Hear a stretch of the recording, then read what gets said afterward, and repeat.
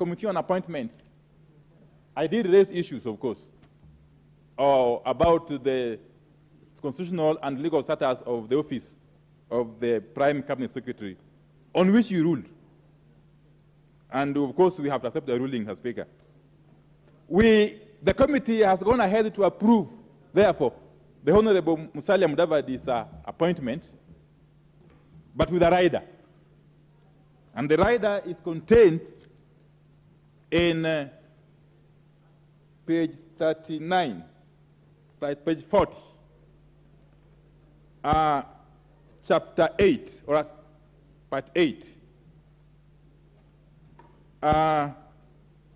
If you go down there, the last sentence on that page, in its deliberations, after the approval hearing of the nominee, the committee observed that it may be necessary to establish a legislative framework to further elaborate on the roles and functions of the office of the Prime Cabinet Secretary. That is the committee in its wisdom, making a pronouncement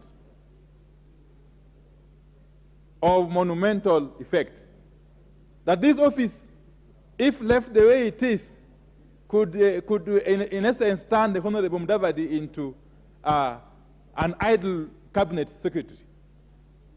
It could easily turn him into something I want to mention, into an errand boy, sort of. That this House, together with the executive, needs to move with speed and create a legislative framework for this office to function effectively as that of a cabinet secretary. Otherwise, you end up having the Honorable Mdvd, whom we really respect, sitting idly and trying to look for roles to perform, trying to get some roles from the Deputy President, some roles from the President, some roles from the CS for Interior. That is not going to be good for this country and for the person of the stature of the Honorable Musalia'S. So the committee has duly recommended that in a short while, that legislative framework needs to be established for this office to be anchored properly in law. Mr. Speaker, as I conclude, this House is being called upon to rise to the occasion. To rise to the occasion and not to be seen as a mere rubber stamp. This House cannot be a mere rubber stamp. It could not have been the intention of the framers of the Constitution that this House would be a mere rubber stamp to pass through nominations that have been brought to it by the President. There's a reason as to why the framers of the Constitution established, especially Article 152, Sub-Article 2, that the President would not have a free pass, would not have an open check, that this House would act as a safeguard to address issues of suitability, issues of integrity, and all other issues surrounding each and every nominee to the high office of Cabinet Secretary.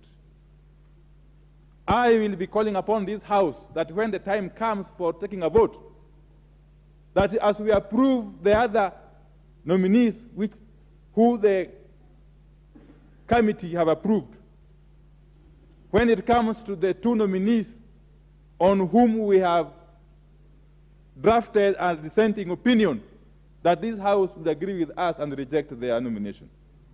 That is the Honorable Mithika Linturi and the Honorable Aisha Jumwa. And on that account, Mr. Speaker, I would be pleading with you that when it comes to voting, apart from voting for these other people as a block, on those two nominees, we vote for them individually and separately. And separately, yes.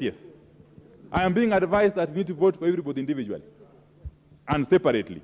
Mr. Speaker, that is important, so that this House pronounces itself properly. Kenya is a leading democracy in the region of East Africa and entire Central Africa area. We cannot allow to have persons against whom we have got issues, however slight they might be, to be paraded and to be encouraged to be shepherded to the high offices of cabinet secretary.